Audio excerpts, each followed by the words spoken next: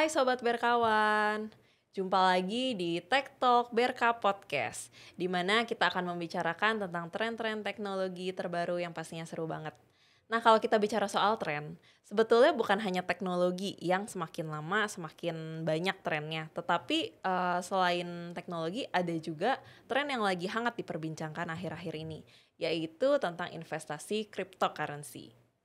Tentunya di antara Sobat Berkawan, ada beberapa di antara Sobat Berkawan yang sudah pernah nih mendengar tentang cryptocurrency. Tapi mungkin ada juga di antara Sobat Berkawan yang belum pernah sama sekali mendengar tentang cryptocurrency. Nah, oleh karena itu, hari ini bersama saya, Revil, host dari Tech Talk Berka Podcast, sudah ada dua orang pembicara yang sangat spesial hari ini. Yang pertama ada Bro Acing dari PT Equity World Future.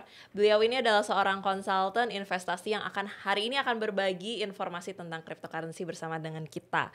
Halo Bro Acing. Halo Revil, halo Sobat Berkawan. Nah, selain Bro Acing, ada satu orang pembicara lagi yang tidak kalah spesial yang sudah bergabung secara virtual bersama dengan kita dari Los Angeles, Amerika Serikat, Mika Cahyadi.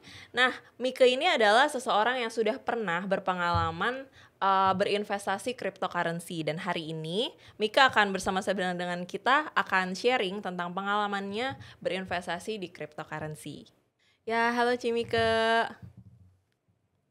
Halo Revil, halo Watching, halo Sobat Berkawan. Halo Ya. Cimika. Sehat ya Ci di sana?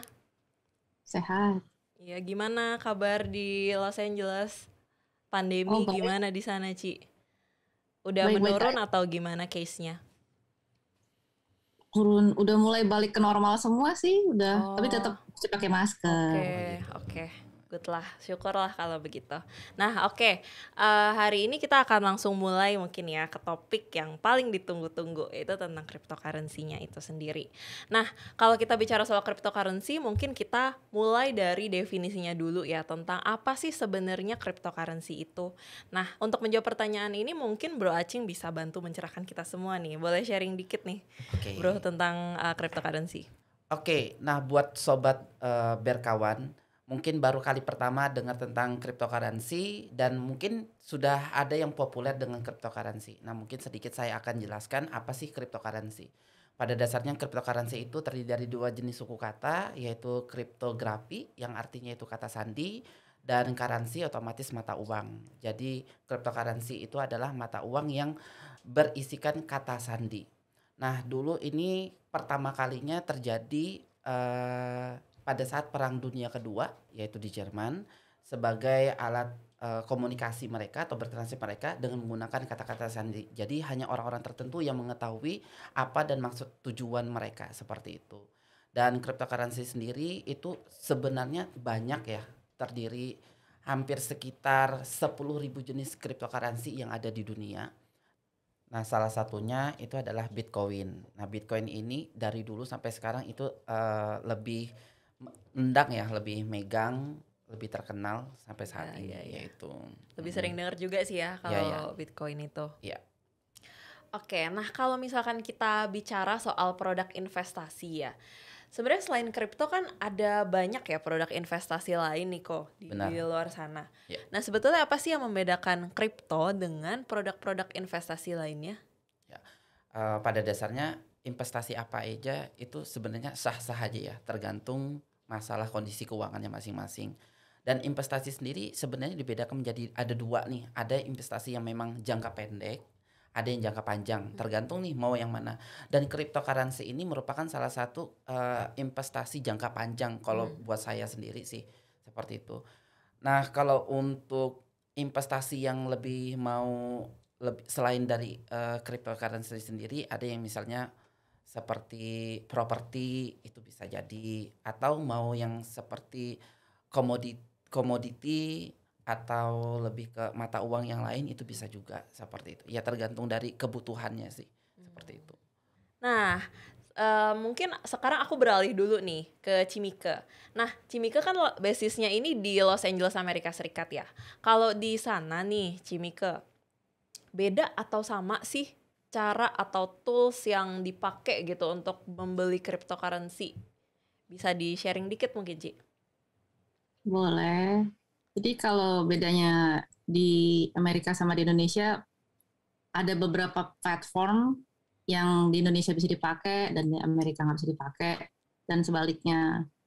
Tapi basically sih sama ya, kayak kita convert duit kita jadi currency itu terus ya tinggal trading aja di apps-nya.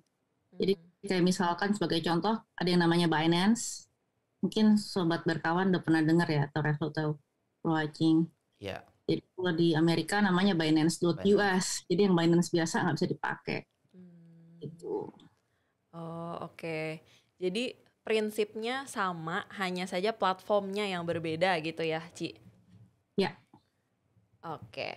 Nah, kalau Binance itu di Indonesia itu bisa digunakan kok? Bisa digunakan. Ada. Oh, oke, oke, oke. Jadi Binance itu salah satu dari sekitar 10 jenis cryptocurrency yang ada di dunia. Oh. Dia salah satunya.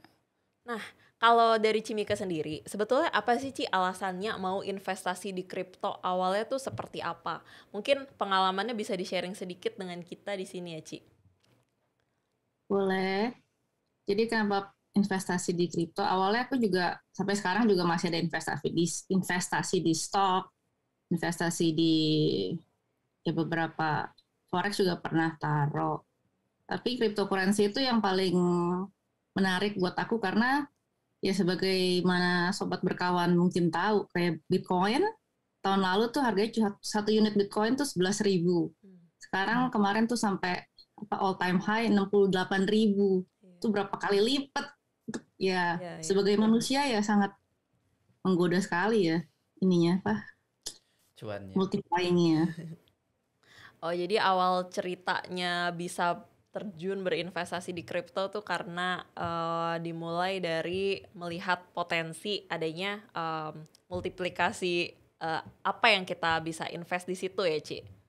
Ya, betul sekali. Oke, terus kalau progresnya sendiri, Ci, sampai sekarang. Kalau boleh tahu, Cimika udah mulai investasi kripto itu udah dari kapan, Ci? Investasi kripto udah dari hampir 3 tahun lalu ya. Udah lama banget dengar ya, tentang udah lama Bitcoin. banget. Cuman kan kayak ya apa underestimate gitu. Sampai akhirnya 3 tahun lalu teman-teman bilang beli. Ya udah beli dikit, tapi cuman kayak sedikit banget. Cuman paling kayak dikit lah. Terus ya begitu naik, ya langsung deh. Jadi makin banyak. Oke, nah selama 3 tahun itu sampai sekarang, gimana progres perkembangan investasi kriptonya Cimika sendiri, Ci? Awal-awalnya ya sebagaimana sobat berkawan tahu, ya slow banget kan, nggak bergerak sampai kita bertanya-tanya gitu, ini benar nggak sih kita mau taruh duit lagi apa bakalan menghasilkan nggak? Tapi ya begitu, ya awal tahun ini aja kan semuanya benar-benar kayak nggak disangka banget. Jadi ya progresnya ya itu, ya makin naik, cuman ya naik turun karena kan amatir. Jadi kayak orang-orang beli, wah naik nih beli gitu. Tapi terus jadi terjebak gitu deh. Oke, menarik ya. Tadi kan Cimika udah sebut, Cimika menyebut diri sendiri amatir nih. Ya udah, sekarang kita coba tanya dengan konsultannya sendiri ya. Nah, Bro Acing, gimana nih tanggapannya atau pandangannya tentang apa yang diceritakan dari Cimika tadi? Maksudnya lebih ke arah gimana strategi yang sudah dilakukan oleh Cimika sendiri dalam berinvestasi. Terus kayak gimana sih tipsnya gitu ya, yang strategi yang aman gitu kalau kita mau berinvestasi di kripto. Ya, pada dasarnya kalau buat siapapun, buat sobat berkawan yang pengen melakukan investasi pasti harus cari tahu dulu nih investasi apa yang cocok. Jangan sampai kita itu berinvestasi hanya sebatas ikut-ikutan. Ini yang lagi hype nih, yang lagi booming, ikut-ikutan seperti itu. Karena tidak semua investasi yang cocok untuk buat kita sendiri. Apalagi kembali lagi untuk berinvestasi kan yang faktor utamanya itu adalah kondisi keuangan kita masing-masing seperti itu. Betul. Jangan sampai nanti kita ikut berinvestasi itu memaksakan dengan kondisi keuangan yang tidak memadai seperti itu. Nah, buat sobat berkawan, dengan pengalamannya Cimika seperti itu, karena berinvestasi tidak diikuti sama seorang konsultan pentingnya seorang konsultan itu adalah dia dapat memberi gambaran atau prediksi atau analisa untuk pergerakan ke depannya itu seperti apa, seperti itu. Dan yang kedua, tahu yang namanya si konsultan tersebut bisa memberikan strategi atau manajemen risiko yang harus diterapkan nih. Karena kebanyakan seorang trader itu seorang investasi, mereka berinvestasi itu tidak mengabaikan yang namanya manajemen risiko. Jadi mereka yang tahunya adalah profit, profit, profit. Pada dasarnya ada yang namanya risiko. Nah, seperti sekecil apapun risiko, kita harus sadar bahwasanya berinvestasi itu ada resiko. Sekecil apapun itu resiko, kita harus aware, harus sadar bahwasanya ada kerugian yang akan mengancam keuangan kita seperti itu. Jadi harus tahu. Iya ya, resiko memang jadi satu hal yang sangat penting banget ya untuk kita Benar, pertimbangkan pada saat kita memulai investasi cryptocurrency, bahkan untuk benar, investasi apapun ya kalau ya. benar banget. Nah, yang namanya berinvestasi itu kan memang tidak boleh ikut-ikutan ya. Nah, tapi kalau misalkan kita lihat ya kondisi di masyarakat sekarang gitu ya, di antara orang-orang yang sudah mulai berinvestasi. Ada satu istilah yang cukup populer gitu di kalangan masyarakat, yaitu FOMO atau fear of missing out kepanjangannya ya. Kebanyakan orang sebutnya FOMO. Nah, di FOMO ini kayak suatu fenomena gitu di mana orang-orang tuh takut ketinggalan. Intinya tuh seperti itu ya. Kalau bahasa mudahnya takut ketinggalan. Takut ketinggalan apa? Nah, dalam hal ini adalah dalam hal berinvestasi. Jadi seringkali kalau kita masukkan dalam konteks berinvestasi ya, pada saat orang-orang mulai berinvestasi sedikit demi sedikit, kemudian sudah mulai terlihat ada cuan. Nah, terus kita yang melihat orang lain itu cuan gitu ya. Terus kita jadi merasa FOMO gitu, takut ketinggalan, sehingga akhirnya kita jadi ikut-ikutan untuk membeli, yang mana pada saat kita membeli itu harganya udah lumayan tinggi gitu kan. Benar. Menarik nih sebenarnya untuk dibahas. Nah, kalau Cimike sendiri nih sebagai seseorang yang sudah pernah berinvestasi di cryptocurrency, pernah nggak sih Ci mengalami yang namanya FOMO itu? Wah, itu sih sering banget, Revel. Sering banget ya. Sering banget kan apalagi kalau kripto. Oh ya, salah satu yang kenapa saya suka kripto karena itu kan 24 jam. Nggak kayak saham yang cuman kayak ada jam openingnya gitu, atau komoditi juga. Ya 24 jam, jadi kita sering lihat gitu. Terus dia kayak kalau dia naik ya taruh duit lagi, terus jual, terus aduh nanti jangan-jangan dia naik lagi nih, beli lagi. Tapi itu dia kayak yang kamu bilang, Revel bilang, begitu beli udah di atas. Nah ya seperti yang Kak Acing bilang kan, emang kalau nggak mempertimbangkan resiko ya beli, tapi begitu turun ya udah deh, gawat. Nah, itu ada pernah sampai punya pengalaman yang karena FOMO akhirnya jadi rugi sekian dolar gitu, pernah nggak Ci? Ya pernah banget, sampai sekarang juga sebenarnya masih dalam tahap FOMO. Karena udah kasihkan naik, ternyata kan langsung turun ya. Saya udah terlanjur beli di atas ya, tinggal tunggu, tinggal hold kalau bahasa kriptonya. Tinggal tunggu naik lagi. Itu sih. Iya, I see. Terus Ci, dengan udah tahu nih ada yang namanya FOMO dan udah sadar juga kalau diri sendiri tuh mengalami FOMO. Nah, terus selanjutnya nih dari Cimike sendiri ada apa ya, kayak ada perencanaan ke depan nggak yang mau dilakukan dalam berinvestasi tuh mau seperti apa gitu setelah tahu bahwa kita tuh sering mengalami FOMO gitu Ci? Ada sih. Jadi kalau aku kan walaupun nggak pakai konsultan, jadi ikut lihat chart gitu. Tapi karena ya sebenarnya lebih, kalau trading kripto lebih ke psikologi ya, kayak ya benar-benar FOMO gitu, kayak aduh pengen dapet duit cepet. Iya. Terus ya ke depannya kayak awal-awal tuh aku jadi kalau udah turun dikit aku langsung jual. Ternyata kan ada kayak aturan yang beredar, do not panic sell gitu. Dulu aku sering banget, aduh turun jual. Jadi sekarang udah nggak panik sell lagi deh. Oh gitu, keren banget. Jadi sekarang ada progres ya Ci. Jadi dari yang tadinya FOMO terus panic sell, tapi sekarang udah lebih bisa kontrol kecemasannya gitu ya. Sehingga udah nggak panic sell lagi. Oh ya Repil, aku mau tambahin sesuatu nih.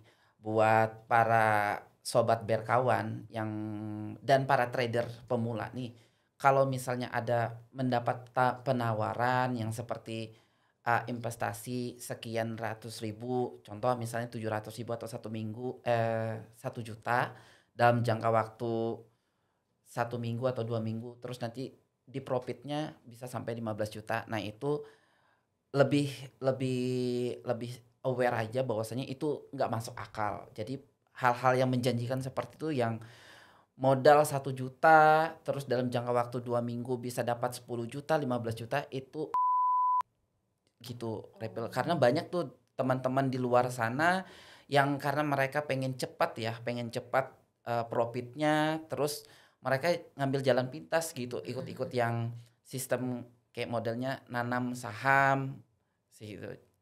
Kalau dibilang itu istilahnya joki kayak gitu, seperti itu. Tapi itu kebanyakan itu penipuan seperti itu. Termasuk Repel. scam juga ya berarti Iya, ya? benar scam seperti itu.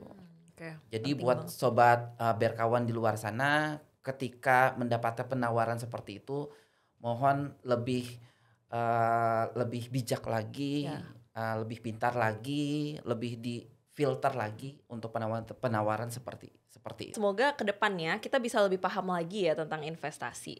Nah, nggak terasa nih kita udah lama ngobrol-ngobrol ya bersama-sama bertiga. Nah, thank you banget Ko Acing sudah mau berbagi dengan Sama-sama, kita. Dan Repil. senang banget hari ini bisa dapat cerita dari Cimika. Thank you ya Cimika udah mau hadir dan join dengan kita. Sama Reveal. Bye. Oh ya, aku mau ingetin satu lagi, jangan lupa untuk like, comment, share, subscribe untuk YouTube kita dan juga dengerin podcast kita di Spotify. Dadah.